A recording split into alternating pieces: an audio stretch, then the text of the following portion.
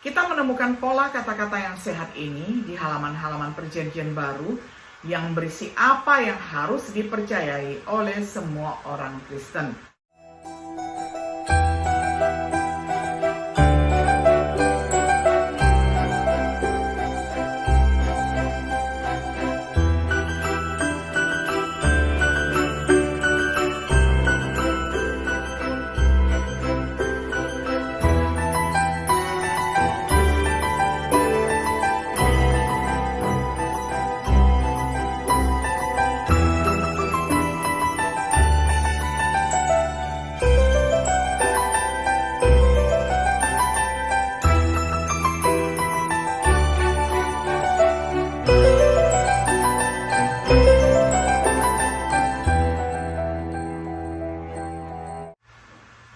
Shalom sahabat Biblika yang dikasihi oleh Tuhan. Senang sekali hari ini kita dapat berjumpa kembali di dalam acara Refleksi Sahabat Biblika. Pada hari ini kita tiba pada episode yang ke-12 di dalam serial pembahasan kitab Efesus dengan tema Berjalan Bersama dalam Kesatuan. Kita akan membaca firman Tuhan dari Efesus pasal 4 ayat 1 hingga ayat yang ke-16.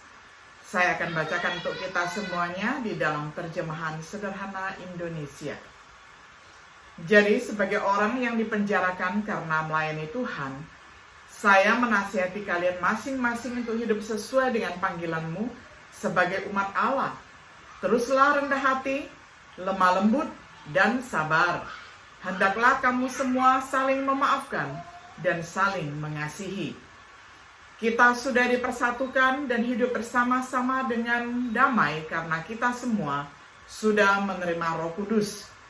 Oleh karena itu, teruslah berusaha memelihara kesatuan itu. Kita masing-masing sudah menjadi anggota dari satu tubuh, yaitu tubuh Kristus. Kita diberi Roh Kudus yang sama, dan Allah sudah memanggil kita untuk memiliki pengharapan yang sama. Kita semua percaya kepada penguasa yang sama, dan mempunyai keyakinan yang sama. Kita juga sudah dibaptis dalam nama penguasa kita itu. Bagi kita semua, hanya ada satu Allah dan Bapa. Dia memerintah atas segala sesuatu. Dia ada di mana-mana dan hadir dalam diri kita semua. Namun, di samping semua kesamaan itu, kita masing-masing diberi kemampuan rohani untuk berbeda-beda oleh Kristus, sesuai kebaikan hatinya kepada kita. Mengenai hal itu sudah dinubuatkan. Setelah memenangkan peperangan, Tuhan naik kembali ke tempat tertinggi. Dia sudah mempermalukan semua pihak yang memusuhinya, dan mereka dipaksa untuk mengikutinya dari belakang sebagai tawanan perang. Perhatikanlah bahwa pemazmur mengatakan bahwa sesudah Tuhan menang, dia naik kembali. Untuk bisa naik berarti Kristus sebelumnya berada di bawah. Itu artinya dia sudah turun ke tempat yang paling rendah di bumi. Setelah turun, sekarang dia sudah naik kembali juga sampai ke tempat yang jauh lebih tinggi daripada segala tingkat surga dan langit, supaya seluruh alam semesta ini dipenuhi oleh kehadirannya. Jadi sesuai nubuatan itu, Kristus memberikan kemampuan rohani yang berbeda kepada kita masing-masing.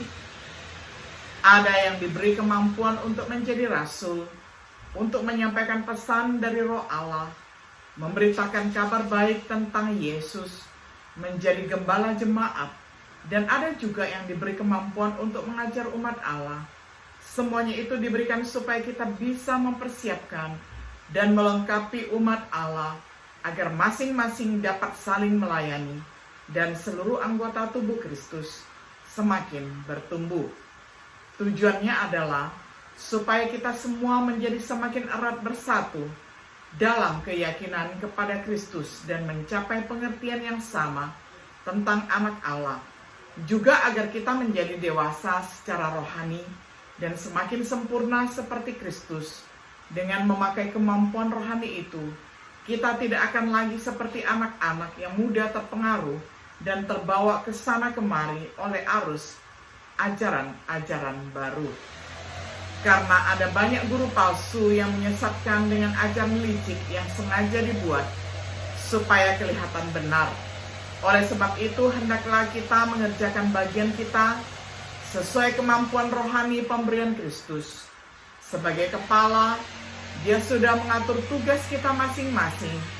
Dia menyusun dan mempersatukan setiap kita dengan sempurna. Ketika semua orang melakukan tugasnya, kita akan menjadi seperti tubuh yang sehat, karena setiap anggotanya berfungsi dengan baik. Dengan begitu, kita akan terus bertumbuh dalam ajaran yang benar dan selalu saling mengasihi. Pada akhirnya, kita pun akan menjadi seperti Kristus yang sempurna dalam segala hal. Sampai sedemikian jauh pembacaan firman Tuhan dari Efesus pasal 4 ayat pertama hingga ayatnya yang ke-16.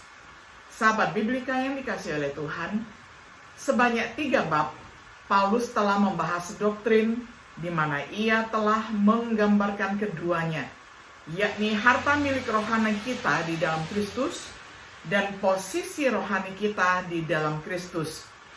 Dalam 3 pasal yang tersisa dari surat ini, Paulus akan fokus pada tugas, yaitu tanggung jawab yang menjadi milik kita karena berkat yang kita nikmati, seperti yang dijelaskan dalam pasal-pasal sebelumnya.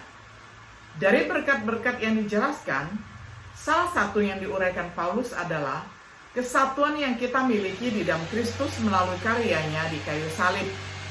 Dia telah mendamaikan orang Yahudi dan bukan Yahudi dengan Tuhan dalam satu tubuh. Efesus 2 ayat 14-16. Sekarang, bangsa-bangsa lain dapat menjadi sesama ahli waris dari tubuh yang sama. Efesus 3 ayat 6. Maka tidak mengherankan bahwa tugas pertama yang Paulus anjurkan untuk kita penuhi adalah memelihara kesatuan roh dalam ikatan damai sejahtera. Efesus 4 ayat 3. Kristus mencapai kesatuan ini melalui karyanya di kayu salib. Tugas kita adalah memeliharanya. Awalnya, kemudian dengan tuntutan untuk berjalan sesuai dengan panggilan yang dengannya kamu dipanggil. Efesus 4 ayat 1.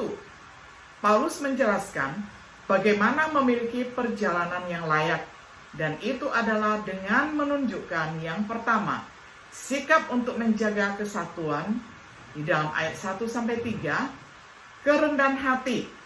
Kata ini berarti memiliki pendapat yang rendah hati tentang diri sendiri, rasa yang mendalam akan kekecilan moral seseorang, kesederhanaan, kerendahan hati, kebajikan.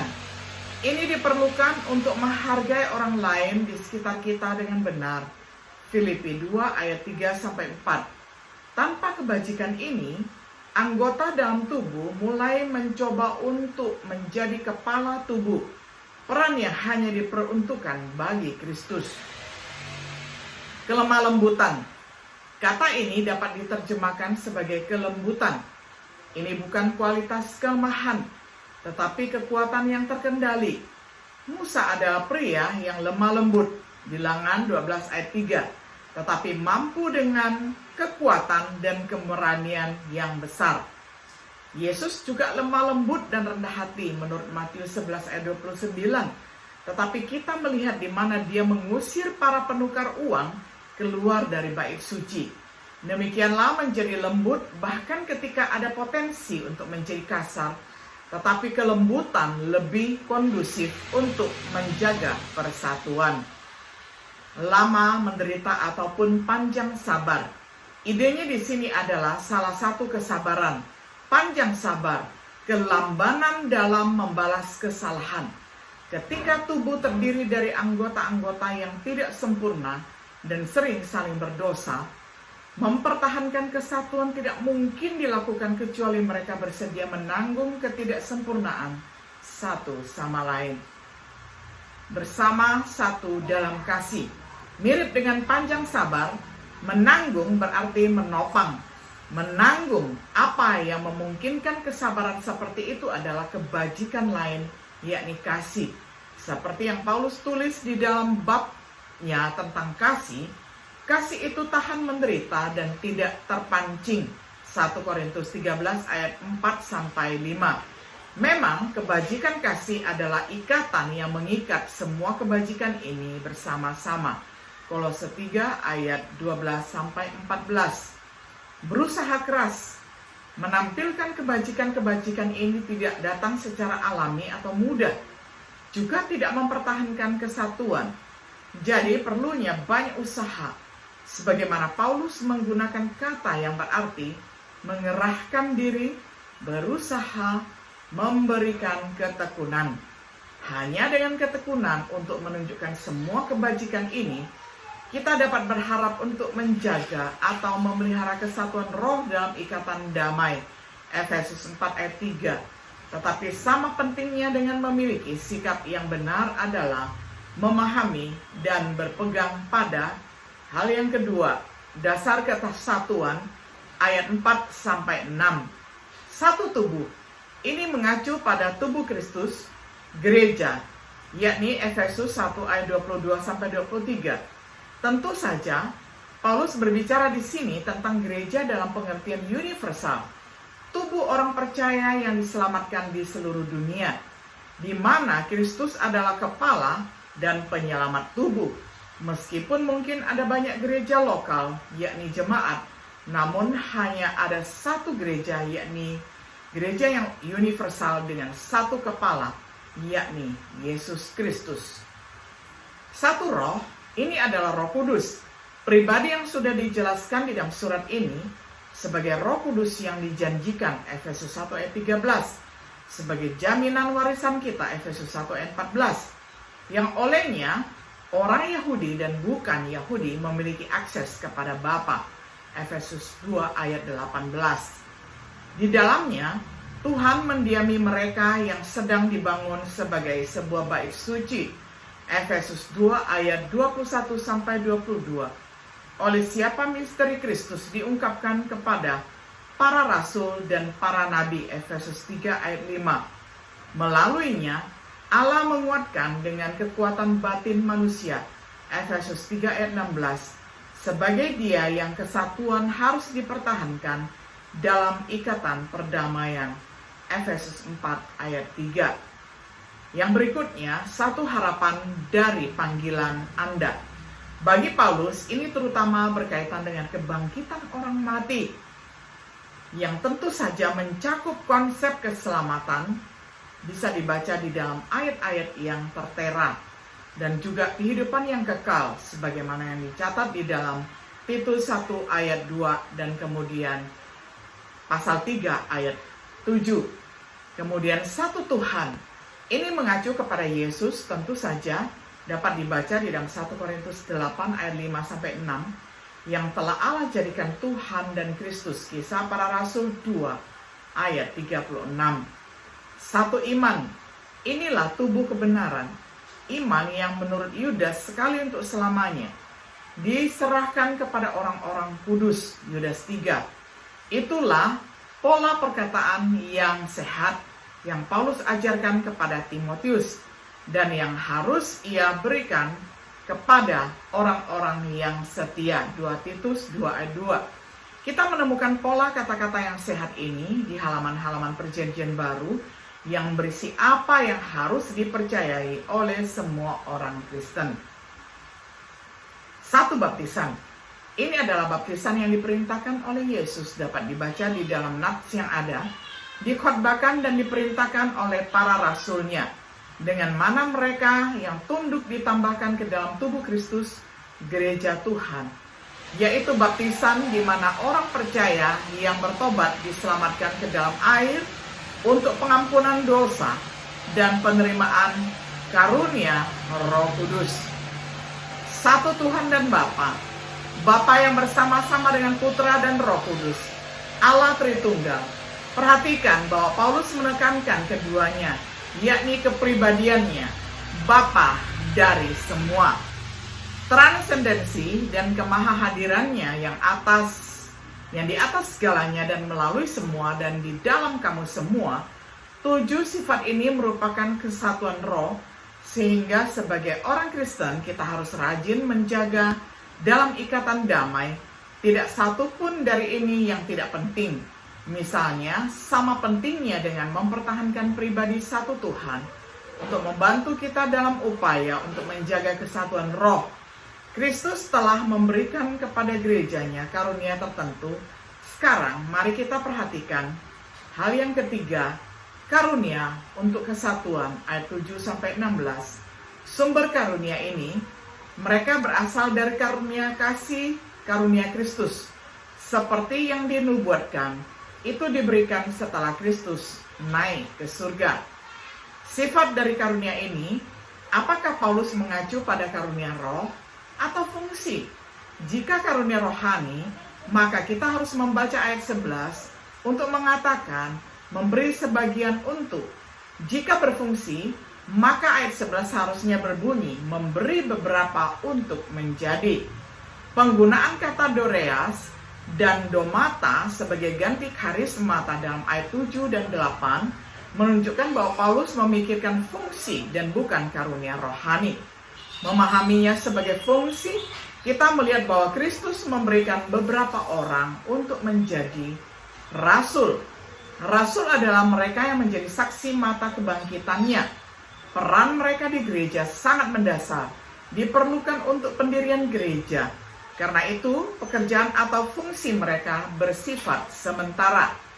Kemudian nabi. Nabi adalah orang yang diilhami dalam proses pewahyuan. Seperti halnya para rasul, peran mereka sangat mendasar, diperlukan untuk pendirian gereja, sama seperti para rasul tidak diganti, demikian pula dengan peran nabi bersifat sementara. Penginjilan. Secara harafiah, pembawa kabar baik ini adalah individu-individu seperti Filipus yang mewartakan Injil Kristus baik di depan umum maupun secara pribadi. Timotius ditugasi untuk melakukan pekerjaan seorang penginjil.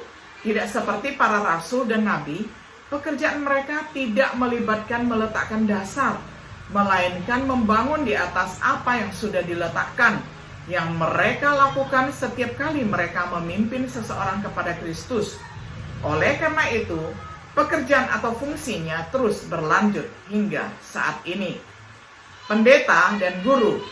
Mungkin Paulus bermaksud istilah ini untuk menggambarkan satu fungsi, karena beberapa tidak diulang. Peran pendeta ataupun gembala sidang tentu membutuhkan pemberian makan atau pengajaran. Sementara ada indikasi di tempat lain bahwa ada fungsi khusus guru di gereja lokal. Bisa dibaca di dalam surat Kisah Para Rasul, 1 Korintus, 2 Timotius, dan Yakobus. Istilah pendeta hanya ditemukan di sini dalam kitab suci. Tetapi Kisah Para Rasul 20 ayat 17, 28, dan 1 Petrus 5 ayat 1 dan 2 menjadi jelas bahwa pendeta, gembala, penatua, uskup, penilik hanyalah istilah berbeda yang menggambarkan para pemimpin rohani jemaat lokal. Sifat pekerjaan pendeta dan pengajar yaitu mengawasi dan memberi makan kawanan domba Allah secara alami mengikuti pekerjaan para penginjil. Dan seperti fungsi penginjil berlanjut hingga saat ini. Bagaimana dengan diaken? Jelas Paulus tidak bermaksud bagaimana ini dalam Efesus menjadi daftar lengkap fungsi dalam gereja Tuhan. Karena dia tidak menyebutkan diaken. Tetapi daftar ini cukup untuk menggambarkan hal ini. Kristus telah memberikan karunia kepada gerejanya. Tujuan karunia ini ayat 12-16 untuk mempersiapkan anggota tubuh untuk pelayanan, memperlengkapi orang-orang kudus untuk pekerjaan pelayanan, untuk membangun anggota-anggota tubuh, membangun tubuh Kristus sehingga mereka dapat tumbuh hingga dewasa ayat 13. Memiliki kesatuan iman, memiliki pengetahuan tentang anak Allah, mengukur sampai tingkat yang diharapkan dari mereka yang ada di dalam Kristus. Tidak akan menjadi anak-anak di dalam ayat 14. Dilempar ke sana kemari oleh setiap doktrin yang datang. Mudah ditipu oleh guru-guru yang licik dan palsu. Tetapi sebaliknya akan bertumbuh ke atas sebagai tubuh Kristus ayat 15 dan 16. Tumbuh dalam segala hal menjadi kepala Kristus. Dari mana seluruh tubuh dapat tumbuh. Asalkan setiap bagian berbagi. Dimungkinkan juga saat kita berbicara kebenaran dalam kasih. Dan membangun dirinya sendiri dalam kasih. Sebagai kesimpulan, sikap yang diperlukan untuk persatuan berpegang teguh pada dasar di mana setiap persatuan kita bersandar, memanfaatkan karunia yang telah diberikan Kristus untuk meyakinkan kita semua sampai pada kesatuan iman, maka karya Kristus di kayu salib tidak akan sia-sia. Tidak hanya itu, tetapi kemudian kita juga akan benar-benar berperilaku dengan cara yang layak untuk panggilan yang dengannya kamu dipanggil. 1 Efesus 4 ayat 1. Kita dipanggil untuk menjadi sesama warga negara dengan orang-orang kudus dan anggota rumah tangga Allah. Efesus 2 ayat 9. Kita dipanggil untuk menjadi bait suci di dalam Tuhan, tempat kediaman Allah di dalam roh. Kita dipanggil untuk memberitahukan berbagai macam hikmat Allah.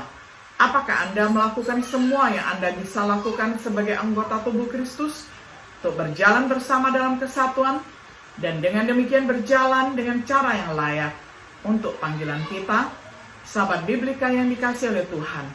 Kiranya kita dapat memanfaatkan waktu kita yang ada untuk senantiasa berjalan bersama dalam kesatuan. Kiranya Tuhan Yesus senantiasa memimpin dan memberkati kita selalu. Shalom.